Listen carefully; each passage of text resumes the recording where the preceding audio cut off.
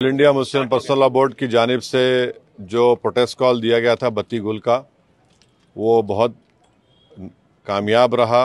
गैर मामूली उसका स्पॉन्टेनियस रिएक्शन रहा और ख़ास तौर से तेलंगाना, हैदराबाद और कर्नाटका से जो अभी तक हमारे पास रिपोर्ट्स आ रहे हैं, पूरे लोगों ने बिला लिहाज मज़हब मिल्लत इसका साथ दिया है। मैं उनका शुक्रिया अदा करता हूँ।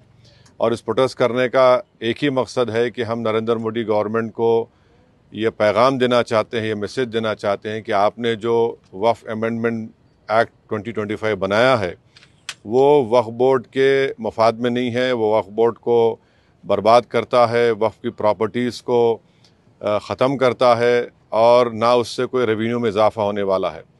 तो ये हमारा प्रोटेस्ट इसीलिए था और क्योंकि जो कानून बनाया गया वो अनकॉन्स्टिट्यूशनल है, हमारे संविधान के फंडामेंटल राइट्स के आर्टिकल 14, 15, 25, 26 और 29 का ग्रेव वायलेशन है। इसीलिए ये प्रोटेस्ट कॉल दिया गया है। आइंदा 1-2 हफ्ते के बाद ह्यूमन चेन का भी प्रोटेस्ट होगा, राउंड टेबल कॉन्फ्रेंस होंगी। तो ये हमारा प्रोटेस्ट उस वक्त तक चलता रहेगा जब तक नरेंद्र मोदी की हुकूमत इस बिल को वापस नहीं लेगी। मैं आप तमाम का शुक्रिया अदा करता हूँ जिन्होंने इस बत्ती गुल प्रोग्राम में हिस्सा लिया। जिस तरह के बत्ती गुल कार्यक्रम या प्रोग्राम की जब बात करते हैं तो आपको क्या लगता है कि इस तरह के प्रोग्राम से क्या संदेश या क्या असर हो सकता है? नहीं, ये देखिए, ये स्पॉन्टेनियसली जनता ने 15 मिनट के लिए अपने घर की लाइट को बंद किया, अपने कमर्शियल एस्टेब्लिशमेंट्स की लाइट को बंद किया और एक मैसेज हम देना चाह रहे हैं प्रधानमंत्री नरेंद्र मोदी को कि आपने जो कानून बनाया वो अनकॉन्स्टिट्यूशनल है, वो ब्लैक लॉ है, वो वक्फ प्रॉपर्टीज़ को बचाने के लिए नहीं, वक्फ प्रॉपर्टीज़ को बर्बाद करने के लिए। और एक ऐसा एक्ट आपने बनाया जो भारत के मुसलमानों की मस्जिदों को, कब्रस्तानों को, वक्फ की प्रॉपर्टीज़ को उनसे छीनने का एक एक्ट बनाया आपने। जिस तरह का भी माहौल बना हुआ है देश में, आतंकवादी जो घटना हुई है, आपने भी उसको कंडेम किया है, लेकिन ऐसे हालात में आपको लगता है कि देश में अगर अंदरूनी तौर पर इस तरीके से विरोध होगा? नहीं, देखिए, जहाँ तक पहलगाम में जो हुआ है उसको तो हम आउटराइटली कंडेम कर रहे हैं और करते रहेंगे। और हमने उस टेररिस्ट एक्ट को जिम्मेदार पाकिस्तान की इस्टेब्लिशमेंट, पाकिस्तान की सरकार को खड़ाया है और उन्हीं की पूरी सरपरस्ती में, उन्हीं की तायद, उन्हीं के सपोर्ट और फाइनेंशियल सपोर्ट से, मिलिट्री ट्रेनिंग से वो आतंकवादी पाकिस्तान से बॉर्डर क्रॉस करके पहलगाम तक आए और वहाँ पर उन्होंने 26 टूरिस्ट को जान ली।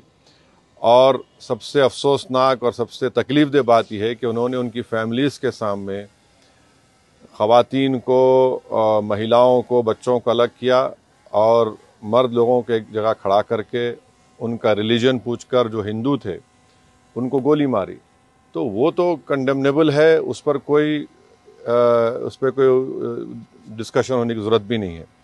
जहाँ तक हमारा ये प्रोटेस्ट है इस कानून के ख़िलाफ़, वो तो एक ऑनगोइंग प्रोटेस्ट था। और आपको मालूम होगा कि all India Muslim personal law board ने उस टेररिस्ट एक्ट को कंडेम किया और क़रीब 3 दिन तक हमने अपने प्रोटेस्ट को रोक के रखा। तो ये पहले से तयशुदा प्रोग्राम है। जहाँ तक देश की अखंडता, देश की इंटीग्रिटी की बात आएगी, उसमें तो कोई कॉम्प्रोमाइज़ नहीं हो सकता। सर, आज की सबसे बड़ी खबर caste census, national caste census, इस पर आपका क्या कहना है? आपने धन्यवाद भी दिया है, एक तरफ क्रेडिट लेने की बात हो रही है, एक तरफ बीजेपी कह रही है कि तो मैं आपसे रिक्वेस्ट करूँगा, कल सुबह बात करेंगे ना, अपन आराम से बात करेंगे।